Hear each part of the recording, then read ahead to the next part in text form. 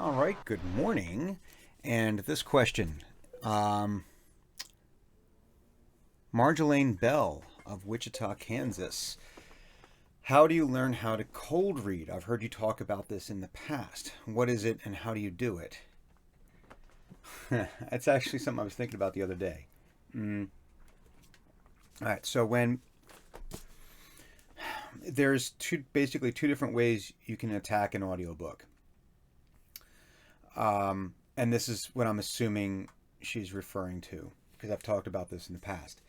Um, there's two different ways to attack an audiobook. There is reading ahead and there's cold reading. Reading ahead is where you're reading the next chapter, the next couple of chapters, maybe even reading the entire book ahead of time and making your notes and doing all that. And then cold reading is basically you open the book and you just start narrating it. I say open, it could be, I just have it on a screen, but whatever, you get the point. There's advantages and disadvantages to both. The advantages of reading ahead means that you get a chance to really plan your attack. You get a chance to really decide how you want to do your delivery, if there's little change ups that you need to make here and there. It lets you see what the author's intent is so you can then go back and maybe put more of that intent in your narration and the choices you make. It also helps if it's a case where the author, for whatever reason, drops a detail later that might change how you were doing a character voice, for example. I've had it where I was reading and then like 3 chapters later, it's like, oh, and they have an accent. All right, well, now I need to go back and re-record that. So you avoid that if you read ahead. So there are a lot of advantages to it. And there's a lot of folks that do that. The downside is that it takes you a lot longer because it means you're basically having to read that book twice. And I don't mean that as a derogatory thing. It takes time, depending on how fast you read. But regardless, you're still spending time doing it. And with audiobooks, one of the big challenges is how much time it takes. And for it to be financially viable as a means of making money to pay the bills, depending on what your bills are, time is of the essence because it's not like commercial reading, narration, like short form narration, where you're getting paid a lot more for a much shorter period of time. It just requires a lot more. That's a whole other question. We'll get to that later. But anyway, then you have cold reading. The upside to cold reading is that it takes a lot less time to do so. You just open the book and you just start reading. So it takes you a lot less time. I also feel that there is an advantage that as essentially the audience surrogate, which is what I really feel like what I'm doing as an audiobook narrator. I am the audience surrogate.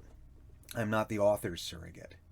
Yes, it's a hybrid, but I really feel like my job is to make sure that I am sitting in the same place as the audience and bringing the story to them. But anyway, I feel like reading it and having that initial reaction is, for me, I feel like that makes it better.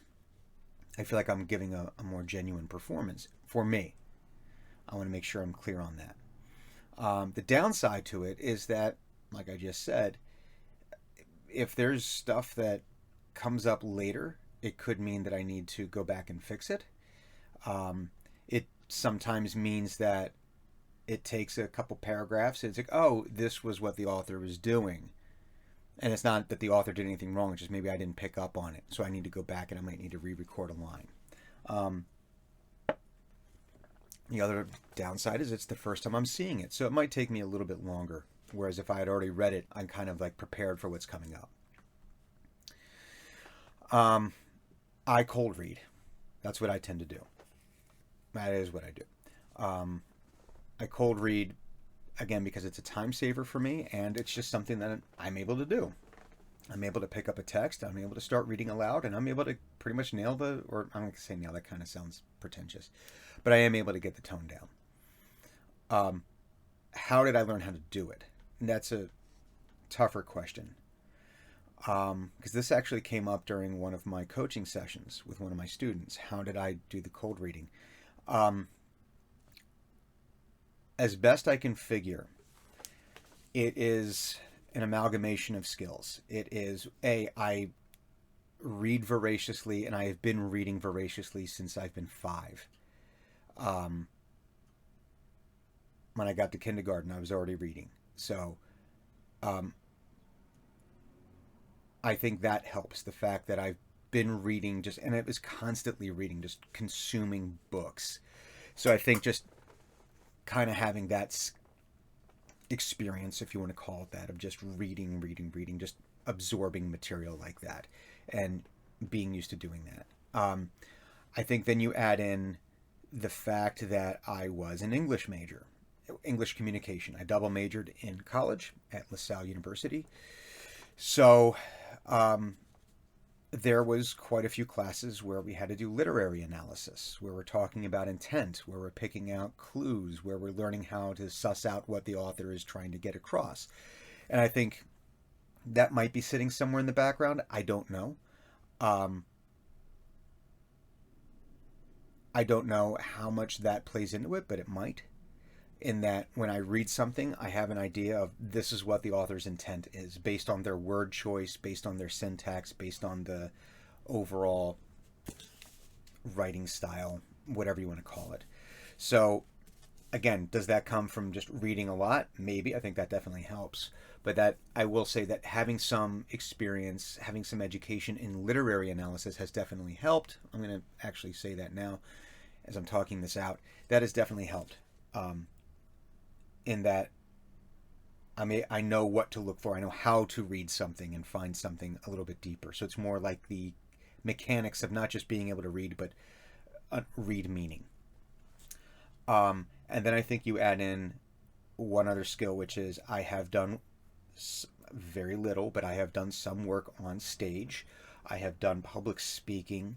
I have done the act of speaking aloud to other people with the intent of delivering a message. And I think that has helped as well. So I think when you bring all three of those together, now there's a lot of people out there that are doing voice acting, narration, all of that, who have that third one, who have spent time at some way, shape, or form. I'll call it performing, whether it's public speaking, being on stage, being in front of a camera, whatever. And that is definitely a skill that comes in handy. Um, so I think if it's something you want to learn how to do, if you want to learn how to cold read, my vote is to develop those three things. One, read, read, read, read. And if you haven't been a big reader your whole life, then just start now. The more you read, the more you consume, the more you get used to being able to absorb that information. I definitely think that helps. I think part two is if you don't know anything about literary analysis, it's worth doing that. And I would say it's, yeah, you could get a book on it, a little meta, a little ironic. Um, I'd say get maybe an Udemy course or one of the online courses about literary analysis.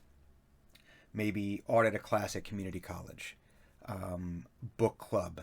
Maybe there's a bookstore around you that does that. Maybe there's a meetup around you. Maybe you have friends that do that. Just find a way to discuss what the deeper meanings of words are in terms of reading prose. I think that'll definitely help because then after a while, all it is, it's a muscle you're developing. It's all it is. It's a mental muscle, but it's a muscle that you're developing that as you're reading, you don't have to think about it as much and you're able to pick out, okay, this is what the intent is. And then, again, with all voice acting stuff, the acting side, right? Just that's the performance element, and you should always be practicing that anyway. Um, but again, this is only if you want to learn how to cold read. Do you have to? No, you don't. One's not better than the other. It's just what's better for you. Cold reading works for me, so I do it. Um,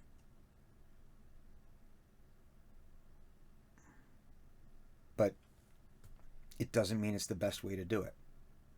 There's lots of other authors, lots of other narrators out there that I'm sure do read ahead. Maybe they're more successful than me. I don't know. I don't really care. I mean, for one, does it mean that there are projects that I have not gotten because I have not developed that skill? I don't know. Maybe, but people keep hiring me, so I must be doing something right. So it's not wrong, it's not right, it's just what is, it's what works. So, but if you did want to learn how to use that, how to develop that skill, I think those are the three things. I think just reading as much as you can, learning about literary analysis, and learning about that, and I'd say then practicing that with people. That's the other side of that. Practice that with people, so that we have a chance to not just internalize it, but you have to externalize it, which is the process. So yeah, hopefully that is helpful. I hope that helps. I'm happy that I was only very recently able to kind of get down into how that skill got developed, because I don't think it's talent. I think it is skill, and I only very recently was able to kind of dive in and figure out how that works. So hopefully that's helpful to you. Have a nice day. Thank you so much for watching. Please, if you could take a moment, subscribe down below so you could support the channel. If you have any questions, you can absolutely reach out to me via social media at the St. Brian on both Twitter and Instagram. If you need to book me for voiceover projects, you can get me at voxbrian.com. And if you ever want to work with me for private coaching, for voiceover, to get ready for a demo, for audition help, you can reach out to Edge Studio, and they can book my time for coaching purposes. So thank you so much, and thank you for the support for the channel.